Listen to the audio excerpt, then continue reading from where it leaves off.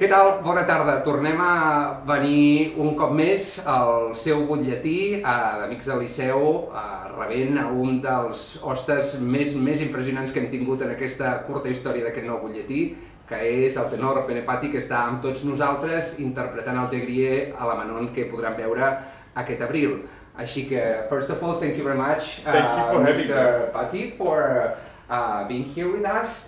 I wanted to start, by the very beginning, by asking you about your career and how it began in Samoa, but yet, you had to do your premiere here at the Liceu, your debut with Manon, but suddenly Mr. Anduaga fell ill and magic happened on stage that Friday. Can you tell us how everything went and how did you feel for your unofficial debut? It was the night before I get this call, this frantic call, and they said, you have to step in, and they sent me the program, and I don't know a lot of the songs. I said, I know these duets, but I don't know them. It's been a while since I sang some of them. And so I knew that Sara would be quite nervous because she's got someone new. And so I said, no, keep the rest of the program as it is, and I will learn as much as I can so that she's stress-free. And we met each other for half an hour because of the rehearsals of Manon. We met each other for half an hour, we ran one thing, and I said, I'll see you on stage. And I was... Wow. So, let's go to the beginning of your career. Yes. I mean, how did you just feel the thing for opera and how you just started? You know what? It was a funny start. I had always played, I had always sung. It's part of my DNA as a Polynesian. You're always singing from a young age. It's just part of culture. But it's so much part of the culture that you don't really see it as a talent because you just think everyone sings. You just thought it was part of. So I never wanted to be a singer. I never wanted to be a musician. I wanted to do computer science. I played rugby for a long time. And then during the studies, when I was singing in a choir, because I loved singing in the choir, they said, hey, you should pursue solo singing. I said, well, that's stupid. No, never. I'm just going to continue and do medicine or do something else. No. And then it wasn't until I had pursued a bit of solo singing, and somebody said, you know what, don't worry, you will never be an opera singer because it's not part of you. It's a European thing. It's not a Polynesian thing. And I said, is it because no one has done it or we can't do it? And there's a difference. And he said, well, no one really has done it. And I thought, well, then I'm going to prove you wrong. And that was really the idea of trying to, try something impossible was the biggest drive for me. And upon doing it is when I really fell in love with the art because I knew I was so far behind everybody. Anyone I talk to, all the opera singers I talk to, they say, I've been doing opera since I was 6. I've been doing opera since I was 4. Whereas I say, I've been doing opera since I was 21. It's very new to me, but that made me really work hard because I was like, I've got a lot of catching up to do. I've got to study, I've got to work hard, I've got to figure it out. And so that's really where the drive and the passion to become an opera singer came from. That's good for you and even better for us, the fans, because actually you proved them wrong when your first encore the other night was that fantastic Samoan song about the bird going to the island with the people dying from plague, and actually everybody was moved around me. And I can tell you, it was fantastic. I think it was the first Samoan song it ever has been heard here at the Opera House. And I think that's what made it so emotional for me on stage as well. I realized as I started the song, I thought, I think I'm the first one to sing a Samoan song on the stage.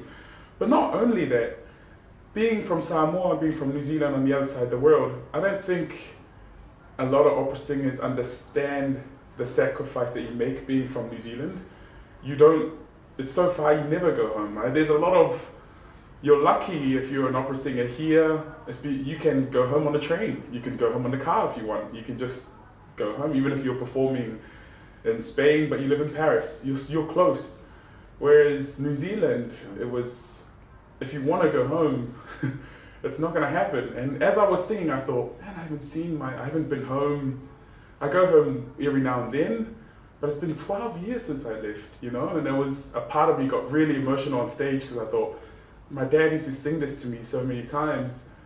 And one day I'm at home and my dad's 50, you know, and I go home now and he's 63. And I thought, how did I miss 13 years of your life? I'm trying to pursue something that makes him look, you know, for him really. I pursued the opera for their sake. Because I think if my dad had the opportunity that I have right now, he would have done it. So I kind of pursue opera for his sake more than my sake. Yeah. And I cannot imagine a better ambassadorship for you know Samoa than you and you know the folklore. Yeah, and what better timing to sing that song? You know, it was part of the plague back then, and now the pandemic that's just happened, and I didn't realize until I started singing, and I thought, oh man, okay, I've got to get through this song and try not to get emotional. I got too emotional towards the end because I realized once you look at the audience and they're emotional, you're in trouble. And so I started playing the guitar and I saw the front row start crying. I thought, oh no, just keep breathing, keep singing. But it was a very beautiful moment, and I'm glad I did it because originally it wasn't a Samoan song. Originally it was Kore Ingrato, the Neapolitan song. But then Giulio Zappa, the pianist, he said, oh, Sara is singing a folk song. And I said, well, I should sing a folk song too. And then that way it's a folk song from her home and a folk song from my home. And he said, okay, let's do that then. And so it was a last minute change. They gave me the guitar on the side of the stage. Mm-hmm. That's amazing, you know, but I mean the result was absolutely, you know, astounding. So let's say a 21-year-old Pene decides to just go into music, and what happens afterwards? That was, I can tell you now, it was one of the most toughest decisions because no one wanted to support an island boy taking on opera because they didn't believe it was going to happen. I think they were more realistic. I don't think they were trying to be mean, you know, in New Zealand. I don't think they were saying, yeah, you can't do it. I think they were realistic. I mean, no one else has done it. So no one really supported it. So right in the beginning, it was really tough. I had to go out and try to fund it myself. I had to try to win as many competitions to get the money for it. But I think I wouldn't change that because I think it made me the artist I am today because I realized I'm grateful for every opportunity, every building block. So I went, studied everywhere. I learned a lot of my phone. For the first 3 years, I learned a lot of my technique by watching YouTube. I learned a lot of my French off an app because couldn't afford the lessons, but it's okay. I mean, if you have the drive, you can figure out the way. True. So the first years of it, there was only one major competition in Sydney, and I will never forget that competition because that was the turning point. I said, if I do not win this competition, then that's it. I'll just call it here, and I'll say, I tried. That's it. Back to computer science. Back to computer science I go, and I won that, and from there I thought, okay, I'll do it then. I mean. And so I went from there to Cardiff, San Francisco, and in San Francisco I competed in all the global ones, the Mosra Caballé here. With Sara? Yes, she got the audience award. The Operalia, the Neue Stimmen, and really from there is where I got the ball moving. But the thing is that I got offered a lot of things quite early, but I was very adamant about securing the technique first. Mm-hmm. And yes, okay, as an artist, as a young artist, you really want the money because how else are you going to live? And a part of me thought, you know what, I will just not take anything until I'm totally secure of my technique. Because I feel like once that's secure, you'll be hired for everything. And so the first few years were just asking people, oh, you got any money? You can help me.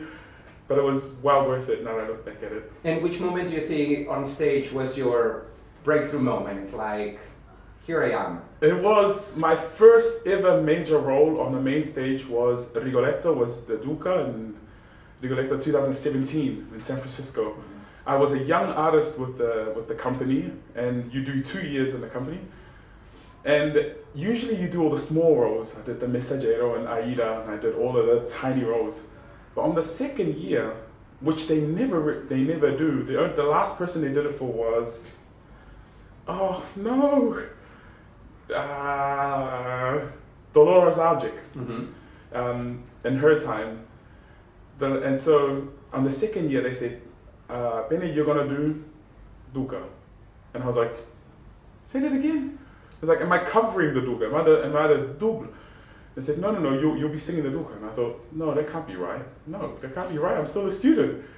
And the intendant at the time, he was like, no, I hear something special. We just need to give you this platform. And I was super nervous, I remember, because I thought, I think do I have what it takes? And so I studied a year and a half before. I flew to Florence to speak Italian. I learned everything so much. And as soon as the show started, I remember my brother coming into the camerino and he goes, hey man, he gives me a hug and he says, you did it. Oh man, that was a magical moment. It was there when I thought, holy man, I really did it. I made it to a good level in the opera, and from there, that's when I decided to. Actually, going back to your disc, I mean, your role in Duca is one of the great parts of the disc. I also love your Guillaume Tell, your Amics, because that last note, I think I had time to just have a shower, cook the dinner, eat the dinner. You were still, singing that note, which lasts forever. But you also chose very, very interesting pieces for that disc. I mean, do you have any favorite composer or any favorite role that you really enjoy more than others? At the moment, Romeo and Juliet is one I really like. I really love Des Grieux. In future, like far ahead, I would love to do something like Otello or Canio. The thing is that with the pieces, the not so much done ones in the album, I really wanted to present an album that showcased my artistry rather than my technical ability. Mm-hmm. And I think a lot of singers come out in their first album saying, here are all my high notes, as much as they can, they just sing. And I said, no, I don't need to sing as many high notes, bar the one and that one. So I don't want to sing any high notes all the time. I want them to listen to it and feel emotional. I want them to hear my artistry, and I think that's somewhat missing in a lot of singers today. Maybe that's just my viewpoint. I feel like if you can move someone, I think that's the true meaning of art. Someone who goes to the opera and is emotional by what you do, like even the recital, I think that's the true reason why you go to see these things. And that's what I wanted to portray in the first album, rather than sing all the Kegelides and the Traviadas, which was the idea in the beginning, and it wasn't until I said, no, we can save that later on. For the first one, when you make a stamp for your first album, people should understand what kind of singer you are from there. So you'll be singing darrer. What do you have to say about that very nice guy who just falls in love with the wrong lady? And what about the production you're singing? I mean, what are your thoughts? This production, Olivier P, I saw in Bordeaux with Nadine and with Amina. So it's funny that it's in the same cast, and it's quite a full-on show.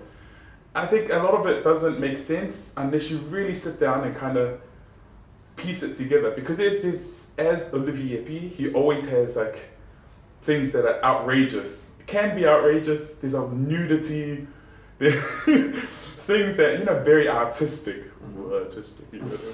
It's the new word when something is crazy. Artistic. But strangely enough, it does make sense. There's lots of levels to this production. There's the ground level, there's the top level, there's people running left and right. So it's a beautiful production. Well, let's see. I think Barcelona is up to some action. Well, it's been quite the action season, but we are always ready for more. Yeah. What are your thoughts about the character, about Des Grieux? You know what? I like Des Grieux because he's quite genuine.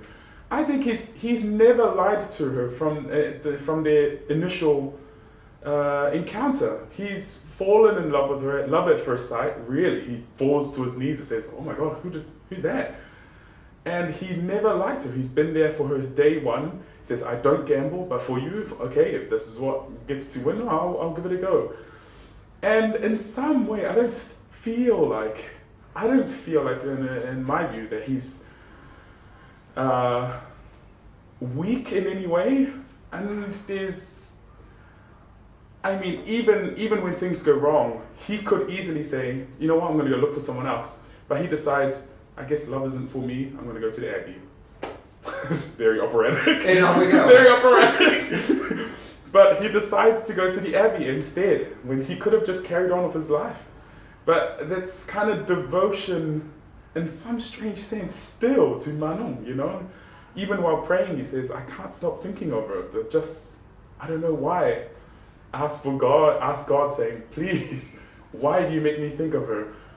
And even at the end, when she's now dying, he tries everything, not things that please him, he tries everything that pleases her to get her back, you know? Like, I know you love jewels, here are some jewels. I know you like this, here are some of this. And so I do think he's a very genuine, and he's got such good music. He's got such good, not many side roles or loving roles have really, it's always like Traviata's got incredible music. Alfredo, it's nice, it's some epic moments. But in this one, both Manon and Des Grieux have amazing music, and Massenet just has something, I don't know what he does with the composition that makes it so riveting. You know. We are so excited to see it. So last question would be like, well, now I cannot ask you what are you expecting for your debut because it already happened, but what did you thought about the audience, and also are you happy to be here at Liceu and also in Barcelona? I love it here. I love it. In fact, we moved here because we were going to live here. Mina and I were going to live here. So we stayed 5 months here. Unfortunately, the visa didn't work out. And we went back to France and we got the visa in Paris, and we're living in Paris at the moment, but we will move back to Barcelona at some point. Something about Barcelona reminds me of Auckland in New Zealand. I don't know what it is, but the vibe, the people, and I'm always loyal to the first place I sing in any country. It was Bordeaux for France, it was Berlin, Stadtoper for Germany. And Barcelona is my first ever place I've sung in Spain, and I feel like the way they accepted me after their concert, the recital, because let's face it, you know, they could have been like, here comes a replacement, get him off. They could have. But I think you won us over since Aria #1, so. And I had no suit. The opera house had to get the suit, so I thought, oh, okay, I'm already on the back foot, but I just go out there and sing, it's okay.